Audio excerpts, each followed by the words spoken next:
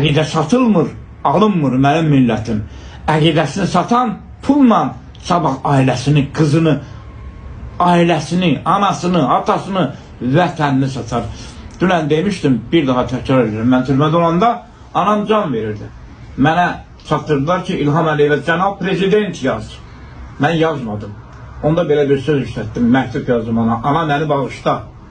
Ana məni bağışla, amma bilsin mən səni görə bilməyəcəm.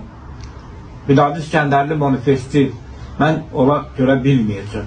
Bunun üçün məni qınayacaqlar. Bacılarım, qardaşlarım, hamı, qohumlarım ki, anasına görmək istəmir belə. Dedim, amma mən əqidəmi satsam, bu deməkdir ki, mən milyonlarla əqidədaşlarımı, mən millətimi satacam. Mən demək olar ki, özümü satacam. Belə qiymətləndirəcəm. Onda Pərviz Cəbrayıl bir söz yazmışdı. İlahi, dünyada atadan, anadan, valideyndən, baladan şirin şey yoxdur. Vidadi İskəndərli dünyaya yeni bir ideya gətirdi. Sən demə, əqidə və azadlıq anadan, ailədən daha da şirindir. Sağ olun, öpürəm, bağırma basıram. Təşəkkür edirəm Vidadi bəy. Vidadi bəyin yeməyini də gətirdilər. Vidadi bəyin yeməyini də gətirdilər. Bitti şu. Thank. Brazil? Nein, Schweiz. Schweiz? Ja, man. Mesiyim.